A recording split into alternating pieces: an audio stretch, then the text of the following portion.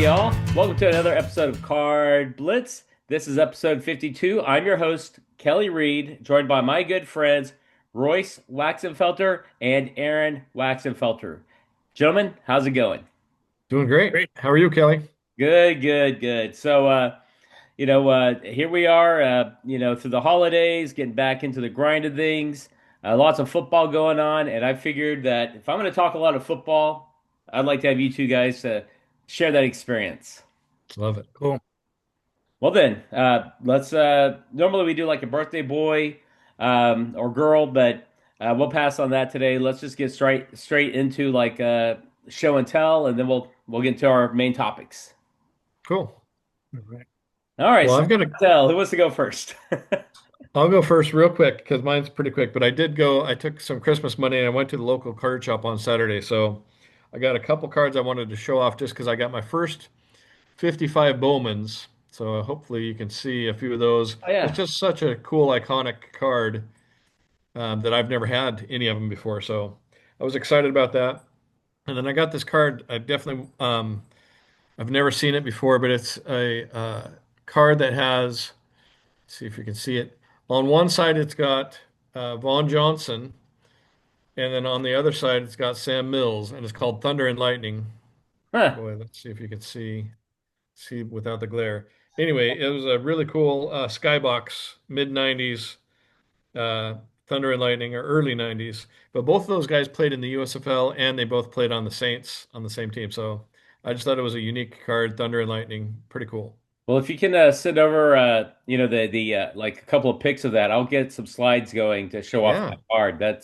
That's pretty cool though, man. And man, small world. So when I mention my cards, you're gonna be like, Kelly, we're thinking a lot alike. I'm like, all right.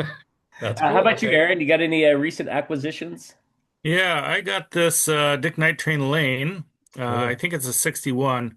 It's really hard for me to tell some of those 60s apart, but this is when he joined the Lions, and I didn't have any Night Train Lane regular cards. I had all these reprints and stuff, and for me, I think he's actually one of the best defensive backs ever, and doesn't get a lot of due.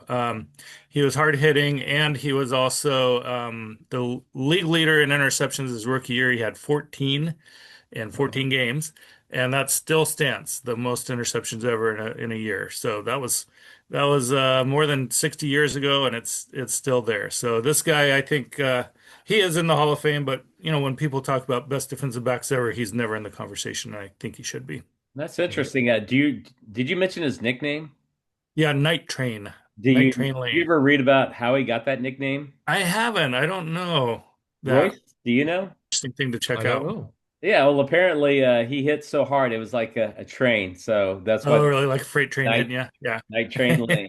That makes I've got sense. a mini helmet with his graph, and Oh, really? got Cool. that like 30 years ago. Just thinking my childhood, reading about Dick Night Train Lane, and going, man, I want something to remember this guy by. And here you are, like 40 years later, 50 years later, Yeah, showing off cards of Dick Night Train Lane. And you're right, definitely undervalued in the hobby, but definitely, one of the NFL all-time greats for a secondary player.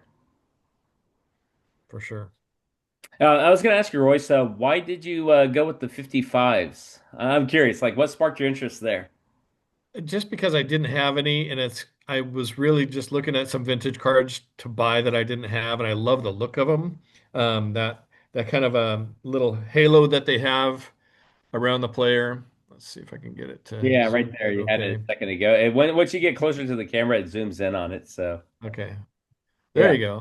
Yeah, so it has a little halo around their picture, which I just thought was really cool. Um, and so I got here's Tom Fears was a really good player too, so I got one of him.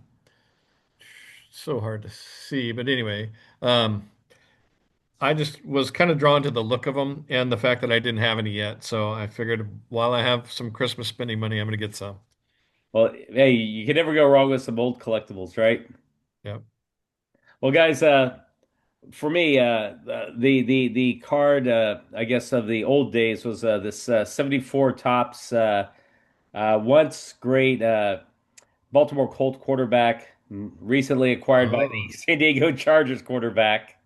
And just he looks out of uniform. He's, here he is wearing like the baby blue or the powder blues as they call them, and I just it caught my interest. I was going through a box of cards of mine, and I was like, wait, this stands out, and it makes me wonder like how many players are there in NFL history with cards that they switched that last season and said, hey, Hmm. and then they look almost like out of sync with that photo shoot or that Yeah. in action shot. I think there's a It's lot really of kind of them. funny. The Chargers had a few of those. John Mackey, also from the Colts, went at the Chargers, you know. So it is weird when you see a player that you're so used to being iconic for one team and then they're on this different team for a year. I have a couple Andre Reed cards for the Redskins, and it just looks weird. You know, it just doesn't look right. Do you think like your man Mr. Stephon Diggs, like Bills, you're wearing a Bills cap? I think that for me is who I identify him with mostly, but for that team, do you think that that's how history will look back at someone like Mr. Diggs, or do you think does he if he wins a Super Bowl with another team, in the future, is that going to change perception of who he was and who he played for? Yeah, I don't know. I mean, I think we're definitely missing him right now, but I think that Minnesota Miracle is also etched in history for him. So I think he's always going to be identified with that Vikings catch, you know, that last second miracle from Case Keenum. That's always going to be part of him. And then as he moves on to teams and keeps doing well, he might just be like, and at the end of his career, he was a journeyman that helped a lot of teams or something like that. But Yeah. you know, as a Bills fan, a lot of Bills fans are dogging on him because he's on the Patriots now and stuff like that. But he's so talented. He's so good, and he did, you know, in like 5 years, he had over 5,000 yards for us. So, you know, I appreciate what he did for us, but not a Patriots fan, so not rooting for him this year. But No, but I do think it's cool to see how he takes leadership now, where as before he just let, it was all about what he could do on the field, but now he's actually become a leader of that group. So I think you can see him grow in that process throughout his career and kind of become a coach on the field more than he ever was. So I like that part of it, seeing somebody's, even though they're on a different team, they're progressing still. So it's kind of cool. Well, maybe we could do an episode on the Oops. out Am I muted? out of Oh, sync uniform kind of cards and players one of these days in the future. I'm sure we could that'd be even fun. find 4 or 5 of those guys. Another card I found next to yeah, did they ever make a? Oh, say again. I was going to say, did they ever make a Franco Harris for the Seahawks? Because I know he ended up on the Seahawks in his final year, but I have I'd be no curious. idea. No? Okay. I don't think so. Well, something we can research. I was going to mention the next to Mr. Unitas was you had mentioned your tandem card, and so I have this touchdown tandems card with the Buccaneers back in the I guess it was like 2002 I think for Uh-huh. playoff here. So you got Mike Allstott on one side, and then Oh, on the wow. back side, Mr. Wark Dunn, and together they got That's a Super Bowl amazing. ring over the Raiders of all teams. But that's Yeah. funny. You had showed that card, and here I've got this card. That's pretty cool. Today's Hawks gonna have a lot of tandems, I think. Yeah. Work Done was such a good dude too, because he spent a lot of his earnings basically giving back to the community, and I love that about him. So he was focused on giving to kids who only had one parent and grew up in needy homes, and so he was really big on like almost everything he made, he was pushing back into the community. So I really like Work Done for that. Philanthropic side of humanity there, and he used Yeah, his influence and his means to help others. So yeah, yeah, no, like you said, certainly unwar so things like that. More of us should aspire to, and hopefully more NFL players and MLB players, NBA players, those that can take their earnings and make something better happen for others. That would yes, be a good thing in this world. Well, totally. let me ask you guys. So the topic we're gonna get into this whole thing about running backs in the '80s. And I think we all three agree there's like one running back that probably is on the top of everybody's list. So let's go ahead and get that one done with, and then we'll move on. Okay. Sounds good. All right. So who wants to go first on showing their card and tell us a little bit about the man. I'd like to go first because this is actually one of my favorite cards ever. It is Walter Payton, and this is his 1982 in action, and he's like flying over the Tampa Bay Buccaneers. So you see him there. He's kind of like horizontal, and he's doing that. He had that touchdown jump that he did so well. And I just love that card. It just looks so cool. And Royce and I did a video of our favorite cards, and that was, I think, number 4 or 5 on my favorite card list. And then I also have a reprint of the iconic rookie card. I can't afford the real one, so I got this reprint for $5 or $6 off eBay. I might Yeah. have to trade you for the reprint because that's the last card I need my 76 set. Oh, And really? Yeah. yeah, I'm debating, and I asked this on CardBlitz in a previous episode. Do I go for the investment grade Walter Payton or do I go for the collector's grade? Do I go for like an SGC or a PSA 7? Or do I go for like a SGC PSA like 3, 4, just a decent looking card? Because there's several $100 difference in price Yeah. tag alone. Yeah.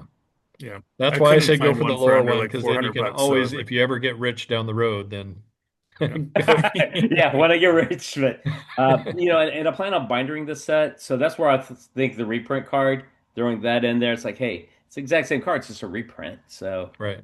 without the big price tag and worrying about it getting further dings or marks or scratches or whatever else happens, surface issues. All right, well, Royce, how about you? What you got for your I had, see if I can get it to zoom in a little bit. This 1980 Walter Payton is what I brought. There we go. okay? It's just cool. I like how the 80s had that NFL All-Pro on the top for the All-Pro guys. So sorry about my dog barking in the background. But anyway, yeah, Walter Payton, Sweetness is definitely one of my all-time well, yeah, I would say he's my favorite all-time running back, period. Nobody can really touch him. Well, not my favorite all-time running back of all time, but he's up there, Yeah. and I'll recognize Walter and his greatness. And Aaron and I were thinking exactly alike because this was the oh, card. nice. When I Nice. think of Walter Payton, that's what I think of. The man, like you said, doing the Superman, flying into the end zone, carrying the team on his back. Um, how many times in NFL history can a running back say that they're leaving the game as like the career all-time yardage leader? And Right. so, Jim Brown could do that. He could do that. Emmitt Smith. And that's Right. a short list, right? You only got three Yeah. of them these days. I mean, maybe pre-war you might have had some other guys, but I guess thinking like 60s to modern day. And on top of that, he's the gold standard of the 80s. So whenever you think of like that running back that can do everything, run, pass catch, block, score when needed, trick plays. He could throw touchdowns. Yeah. Walter Payton, sweetness. Yep. He was great. Well, not so sweet. Now that we got Walter Payton out of the way, let's talk about our favorite 80s running backs that are not named Walter Payton. So, who wants to go first on that on round 5 with our first name and story? Let's go oldest first, Royce. Okay. I'll go first, and I'll start with the guy who basically started to break a bunch of Peyton's records down the road. Eric Dickerson. This is his 85 record breaker card, where he did break the all-time most yards rushing in a season. Sorry, that was most yards. So he had 2,105 yards that year, which is amazing. So Eric Still Dickerson, one of the stands. greats of the 80s. I mean, that whole decade, even when he went over the Colts, he was just phenomenal. So yeah. Another player out of uniform, right? Yeah, seriously. Yeah, because everybody thinks of him as a Ram mostly. So, but okay, next I've got another bruiser Are we doing like the oh yeah, whole let's go round? around. Okay, that All works. round 5, then All right. round 4. All right, Aaron, how about you, man? So I went with James Brooks. He's a not so well-known guy, but really great running back. He was for the Chargers and the Bengals throughout the 80s. He was a dual threat guy. He was kind of the lightning to the thunder on whatever team he was on. First with the Chargers, it was Chuck Muncie was the big back, and then he was the pass catcher and the scat back.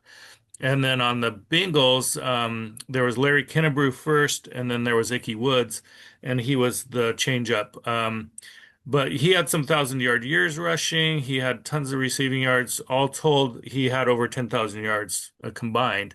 And I just think he doesn't get a lot of accolades, because he was always in a pair, but he was really exciting to watch. I remember the first time I saw him, it was on a Pro Bowl game, and I was like, I didn't even know who he was. I was like, who is this guy? He's just eating it up on the Pro Bowl. And I just like I kind of like underdogs, like people that don't get kind of the credit they should, even though they're really good. All right. Well, you go with underdogs. I'm going with a big dog, and probably the biggest name of the late 80s at running back was this gentleman who ran for the Raiders, Yep. Sir Bo Jackson. So to me, Bo, he big name, big splash, big plays. Uh, I guess he'll be known as like the greatest what if of the 80s and probably 90s, but definitely 80s because, his career didn't make it. Wasn't it over in like 90, I believe, or 91? Yeah, 90 or 91, yeah. So, Yeah. so definitely, yeah. I know he's just a small sampling size, but to me, he's number five for me on my favorite running backs of the 80s. Cool. I think for domination, he just dominated when he was out there. And I don't know if anybody has that level of just pure, and it was a short window, but boy, when he was on, he was on. He was great to watch. I got to see him live, so it was Him fun. and Tecmo Bowl, right? They go Right. Yeah. Yeah. together. Automatic and Tecmo Bowl. Well, Aaron, why don't you lead us off with round four, man? All right, so my next card, I also picked a another 82 in action is Otis Anderson, nicknamed OJ.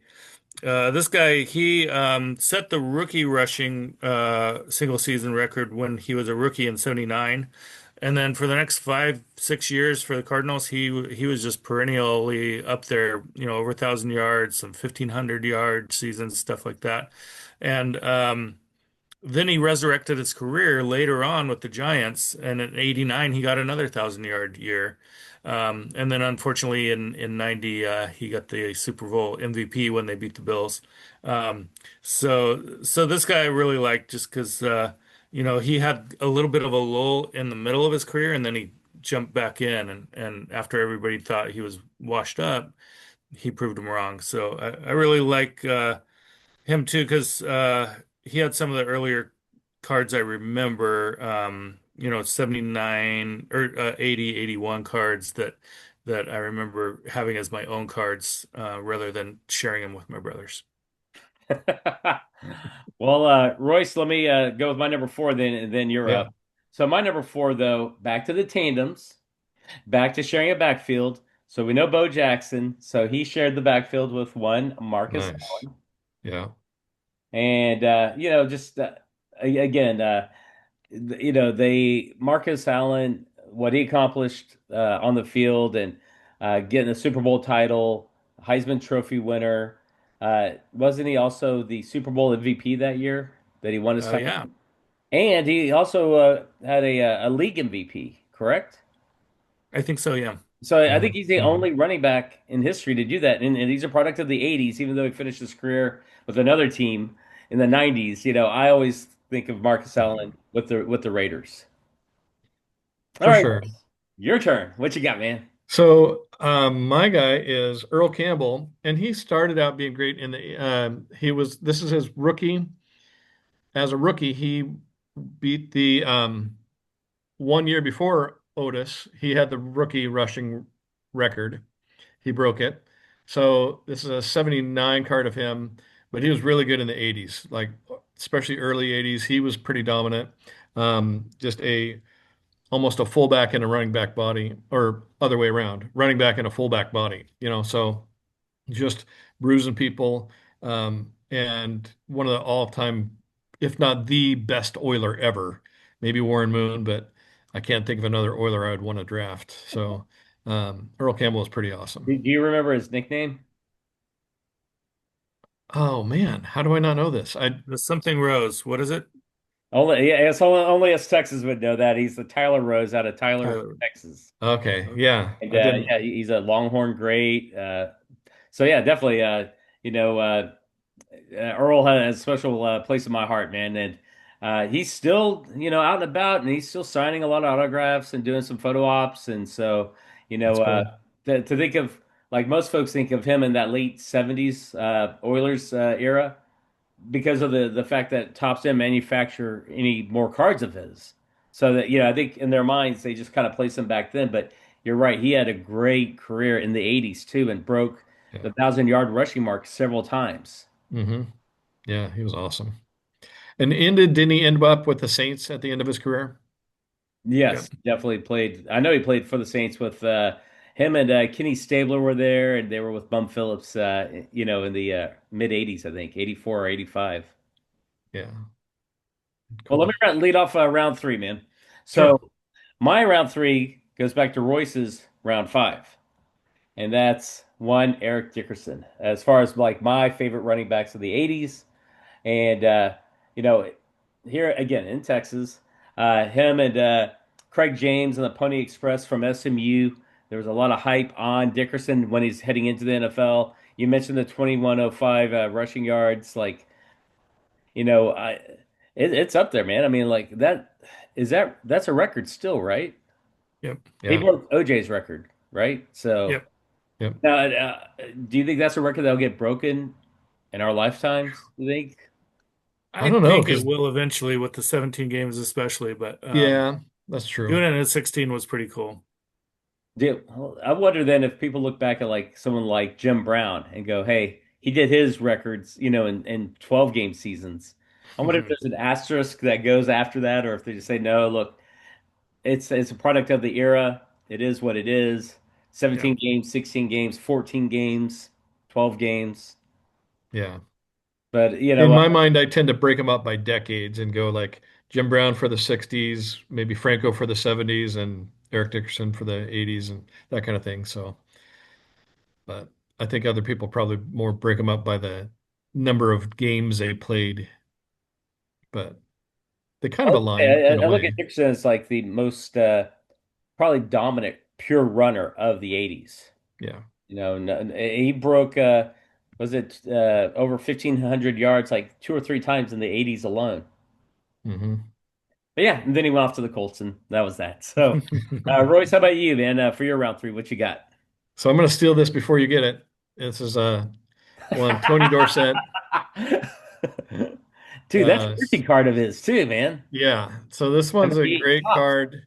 I actually, sadly, I don't have any cards of him in the 80s, but he was just so good for me. I think growing up, we liked him because he was from went to University of Pittsburgh, where a lot of my family is from. So although we didn't like the Cowboys, we liked Tony Dorsett. So uh, he was Well, just so he's good. another Heisman winner and a Super Bowl winner like Marcus Allen, but he didn't get the MVP, nor did he get like the league MVP either. Right. But still a phenomenal runner. Really, I mean, just electric to watch. TD So, was awesome, man. yeah. All right, Aaron, you're round three. Who do you have? All right. I did another one, and you were mentioning MVP, and this is Mark Sellen's MVP card. It's a 90 or I think an 89 Pro Set card, but I kind of like some of these art cards that do it a little more artistically. But yeah, that's from his MVP Super Bowl year. Remember that big run he did against the Redskins that got him that MVP? And I think he had like 170 yards plus in that game. 191 yards in that game, Hmm. which at the time was Super Bowl record. And he was a dual threat guy too. He could catch passes, he could run, he could actually block very well too. And until Bo came along, he was the Raiders' backfield, and um, it was kind of funny. Like you've got these two awesome running backs in the same backfield, and then Allen did prove later with the Chiefs that he still had it, and he wasn't washed up. It's interesting that you mentioned Allen there with Bo Jackson, and like you would wonder why was there like it's like they were never really there together very long in the same backfield. It's like one was injured, or one would be used as like hey, you're the third down back, now go catch some passes. I wonder, why didn't they just set them up both in the same backfield at the same time and really get defenses wondering who's getting the ball? Yeah. Yeah. And Yeah. you broke out an old Pro Set card, so that's good. We're on round four, folks. I just can't count, so we're now on round four. So working back, let's go with Royce. Okay. What do you have for round four? I've got this guy, Roger Craig. See if I can get it to zoom in. This is a 85 Roger Craig, kind of a classic card. He's another dual threat guy, but the 49ers were just so dominant in the 80s that, especially the late 80s, boy, they beat up my Vikings so many times. I really got sick of them. But then Roger Craig eventually went to the Vikings, so I learned to like him. So, but then as I look back on his career, man, he had a fantastic career. A lot of over 1,000 yards, and then over like 600 yards receiving a lot of the years too. So just really good all around back. And he had that one year with 1,000 rushing and 1,000 receiving. Yeah. Is So he the first back to do that? I think he was, yeah. that sounds right. That's a great question though. Good trivia question for down the road. Definitely. Well, that and the benefactor of the West Coast offense for sure, with Yeah. like you said, the run and the catch. And Royce, you and I are thinking so alike on the year of football cards. I went with the 85 tops as well for my man. Nice. You're set for round four. It's a great card. Oh, it's a sweet set. It's just always wonder like whenever you think of like these black bordered cards, like chipping easily or showing any kind of imperfection. But you're right, man. Topps hit a home run when they came out with that set. But they had done that with like the 71 Topps baseball set as well. So Mhm. they had some familiarity with it. But these are all horizontal images, right? In the 85 set, Yeah. and that makes that Yeah. unique too. Totally. And it made it a little hard to sort, which way are you going to put them in your box kind of thing. Or when we used to like put them into teams and then pick teams when we were just sorting them out on our carpet, which way do you, because every other card you're looking at it this way, and then those you kind of have Vertical to turn versus to the see the horizontal, picture. So, right? Well, yeah. also I look at like the number, to Yeah. like which side. It's like at least if I can think of like top left or top right, then I can identify the card quicker. Yeah. All right, well let's go on to round five official. I Last. think I didn't do round four. Oh, you didn't do round four? I Okay, don't think I so. can't count. So I've So got this guy, William Andrews. So Yeah. this guy was very dominant in 79, 80, 81, 82, 83. Then he got injured, really bad knee injury. But in Hmm. those years, he was putting up 1,300, 1,500 yards like easily. And he was one of those other ones like what if like if he would have gone 5 more years, I definitely think he'd be in the Hall of Fame. And he got a lot of Pro Bowls, he got a couple rushing titles. So um I think he's another one of those guys underappreciated. So I chose William Enders. Yeah. I think he extended Bartkowski's career quite a bit too. Yeah. well, Royce, let's do your number five. Okay, well, I have one card, but I'm going to actually have Aaron show the counterpart to this. But this is the 90 Pro Set card of Herschel Walker. Well, maybe I can get it to zoom. Anyway, Herschel Walker. I'm going to try close, super close. Yeah, right there. Okay. Um, anyway, he during the 90s or during the 80s, he was actually a cowboy before he got traded to the Vikings later in his career. But he was really dominant when he was on the Generals, and I think Aaron might have a Generals card of him. So yeah, this is his Yes. rookie 85 USFL card. Yeah. And that year he had 1,812 yards, and then he had that 2,400 yard season a couple years later. Yep. But if you're including the USFL in pro football, that's the most yards ever by a back. Yeah. So I couldn't ignore the guy who has the most yards ever by back because he was just so dominant back then in mid 80s and it's just super good. So, and he did also catch a lot, and he also was a kick returner of all things. When he went to the Vikings, returned a lot of kicks. So Did he kind of do that in the crazy. USFL as well? Return kicks? No, he really didn't return hardly anything in the USFL, but later in his career, he just wanted to be out In the there, field, yeah. and they weren't using him in running back, so he started returning kicks. And to see somebody that large returning kicks was kind of a like, who is that? That's crazy that he's returning kicks. He's a He big gets out man. his team going. Good luck, right? Yeah. Man, Yeah. well, we are so on the same page with like tandems and running backs and where we're kind of slotting them because I too went with a Cowboys tandem in the backfield. And yeah, here he is in his Cowboys gear in the 80s.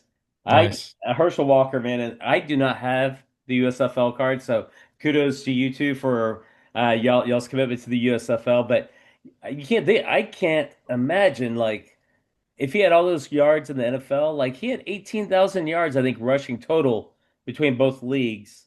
Yeah. Like, if the USFL would have won, that their lawsuit, if they would have kept going, what would have happened? Or if, he never went to the USFL and was just drafted by an NFL team, what would have happened? I mean, Herschel Walker, that's going to be one of the great debates that I think, us sports fans and card collectors will always get into is what if? Yeah. So bookending it, Bo Jackson, what if? Herschel Walker, what if? Love it. Yeah. My top choice was a Bill, Joe Cribbs. So so here's another in action 82. I love these cards. So Joe Cribbs was a 1,000 yard rusher for the first few years of the 80s. In 82, they had the strike, but he was still right up there with the league leaders. And then 83, he got another 1,000. So he had 3,000 yard years. Then he went to the USFL and he led the league in rushing in the USFL in 1984 for the Birmingham Stallions. So this guy, he was also a dual threat. He was one of the first running backs that would go out as a receiver. They'd split him out wide. So he had those kind of skills. He had over 15 yards per catch in that year of 81. So he Wow. wasn't just getting the dump offs or whatever. He was running A routes like a legitimate receiver. threat, yeah. Yeah. That's awesome. Well, I mean, that kind of wraps up the whole 80s running backs, conversation. We all agreed on Walter Payton being the top, but after that, man, I mean, we got various choices at various slots, and it was fun, man. It was a good conversation, and y'all showed off some great cards, and hopefully the CardBlitz viewers will look at that and say, you know what, I need that card, or I need that card, or I have this card, and you know, Yeah. carry on that conversation as well. Yep. Can I show a couple of what ifs too? Sure. I have Billy Sims and Joe Delaney. Oh yeah. Um, Another couple guys, this guy due to injury, and this guy, he saved a kid from drowning, Hmm. but he drowned. Um, and they were both excellent in the early 80s, but didn't have a Wasn't it lot of. wasn't it two kids that were in the lake and I think he got so. It them was some both kind of out, but lake. he ended up giving his life for them. Yeah, yeah. I think it was two kids, but yeah, no, Okay. Joe Delaney, man. I mean, that's a tragic story the way it ended for him. But yeah, another what if. Mhm. Yeah, Yep. yeah. And Billy Sims was really great too. I don't know if you've seen that clip of him jumping up and kicking a guy while he's running, but Yeah. No, it's kind of a no. classic YouTube Oh, clip. yeah. I'll have to share that with you But, if I find it. Yeah, it's pretty awesome. Yeah. well, hey, as we're wrapping up episode 52 here, episode 50, our friends over at Humongous Hoard, they're helping us with this giveaway, and so they're giving away some soft sleeves here, as well as some semi-rigids. They said like a little care package said, hey, three of your CardBlitz viewers can enter into the drawing that we're going to do on January 15th is the deadline. And then when we record the episode that weekend, you have a chance to get, some of this cool card protecting supplies because you got to need to protect what you pull. So tell your friends, Card Blitz fans, tell your friends. All you got to do is email info at cardblitz or sorry, info at blitzweekly.com. Ask a question to the show. Patrick, myself, or maybe one of the Waxenfelter brothers. One of us can answer these questions. But certainly enter in. We'll do the drawing on that episode on the weekend of the 18th, 17th, 18th, and hopefully we get a lucky winner and three of them, and then we'll correspond by email and get these cool card supplies sent to you. Awesome. All right, Nice. guys. Well, let's do some trivia, and then we'll call it a day. All Okay. right. You ready for the big trivia question? Which Waxenfelter will I stump, or will I stump both? Let's see. All Yeah. right, here we go. Which team? Okay, and I'm going to give you four answer choices. So here we go. Which NFL team never had, which NFL team never had a 1,000 yard rusher in spite of several 1980s playoff appearances? Oh. All right, so which NFL team never had a 1,000 yard rusher in the 1980s despite multiple playoff appearances? Is it A, the Miami Dolphins? Is it B, San Francisco 49ers? Is it C, Washington Redskins? Or is it D, the New York Giants? A. I'm going A. Yeah. Dolphins. Okay, I well, think Tony they're Nathan probably correct. came close, right? So the Miami Dolphins, if you said A, that's like 41.2% of America, so we're all thinking alike. We're incorrect. They had Oh. Oh, a 1,000 yard rusher in 1984 by the name of Joe Carter. Oh, really? Yes, I would sir. not have never would have guessed that. All wow. right, 'Cause so I now was we're thinking down to Tony three Nathan the choices. whole So it's time. not A. So are we going San Francisco Giants, or sorry, San Francisco 49ers, Washington Redskins, or New York Giants? Have to be the Niners, I'd say. I don't know. I'm thinking Craig probably had it. So maybe I'm guessing Redskins. Okay, well, Okay. if you said the Washington Redskins, Royce, you, like 3.3% of America, are wrong. Washington Redskins in 1983 and 84 had John Riggins for over Riggins. 1,000 yards. 1986, George Rogers. Oh yeah. Yep.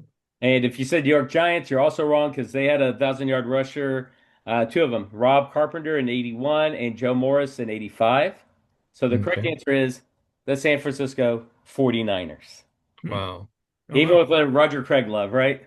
Yeah. That's a bummer. So he must not have done it in the 80s. He might have done that later in his career. Yeah, that's Okay. true. Well, on Oh, that note, interesting. it's been fun. We're down to like 20 seconds, so I got to get going.